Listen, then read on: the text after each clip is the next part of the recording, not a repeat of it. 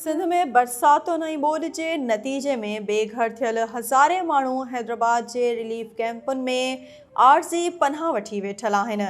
ज़िले इंतिज़ामिया पारां हैदराबाद में ॿोॾि सटियल माण्हुनि लाइ 100 रिलीफ कैंपूं ऐं 2 ख़ैमा बस्तियूं क़ाइमु कयूं वयूं आहिनि।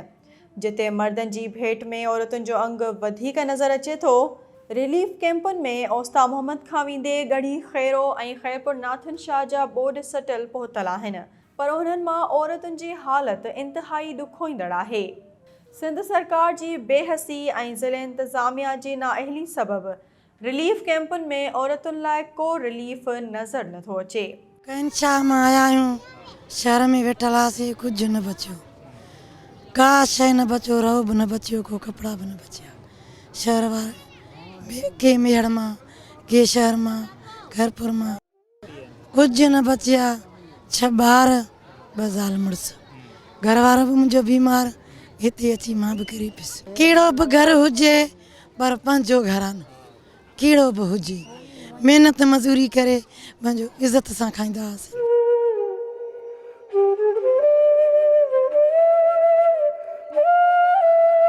कैंपुनि में बुनियादी सहूलतुनि जी अणहूंद सबबि ॿोॾि सटियल औरतूं पंहिंजो अल्ह तलह विञाए सिर बचाए पहुतियूं आहिनि। किन औरतुनि खे त हफ़्तो थी वियो आहे, पर अञा ताईं उन्हनि खे ख़ैमो बि नाहे मिली सघियो, जेके खुलियल आसमान हेठि बेयारो मददगार वेठल नज़र अचनि थियूं। वॾो पंधु ऐं अणांगे सफ़र सबबि अक्सर औरतूं बीमार थी पयूं आहिनि, पर उहे मुनासिब इलाज खां महरूम आहिनि। ॿोॾि सटियल औरतूं सॼो ॾींहुं सख़्त गर्मी में गुज़ारनि थियूं, जॾहिं त राति जो मच्छरनि जे आज़ार सबबि औरतूं परेशान रहनि थियूं, पर कंहिं खे बि मच्छरदानी फ़राहम नाहे कई वई। कैंपुनि में अक्सर औरतुनि वटि खटूं ऐं बिस्तरा बि नाहिनि, जेके पट ते वेही वक़्तु गुज़ारनि पयूं। किन औरतुनि वटि पाइण लाइ ॿिया कपिड़ा नाहिनि, त के वरी कैंपुनि में बुनियादी सहूलतूं न मिलण जूं शिकायतूं कनि थियूं। सफ़ा थी आहियूं ज़लील, उहो असांखे रुपयो न आहे जो असां पंहिंजे बचनि खे को हेॾे होॾे कयूं।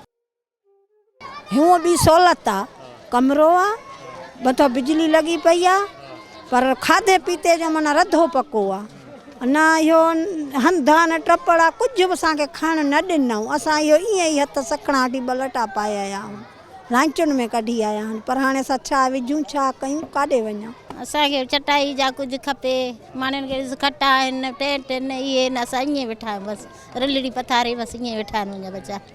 मां बेवा, मुंहिंजो कोई कोन्हे, मच्छर खां कुझु न ॾिनो भाउ, सभिनि खे ॾेई वियो, असांखे कोन ॾिनो। हली ॾिस तूं, कुझु बि न आहे असांखे, हाणे वरी ॾिनो अथनि पुराणा कपिड़ा। ज़िले इंतिज़ामिया जे नाक़िस हिकमत अमली सबबि हैदराबाद जी कैंपुनि में औरतुनि लाइ नवेकलाई वारो माहौल नाहे। अक्सर औरतूं कैंपुनि में मुक़रर अमले जे अढंगे रवैये जूं शिकायतूं कनि थियूं।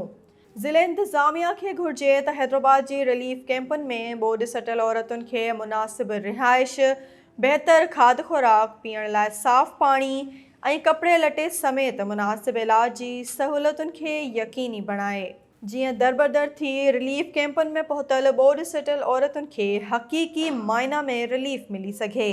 कैमरामैन हमीद सुमरे सां गॾु कामरान जखरो, SS न्यूज़, हैदराबाद।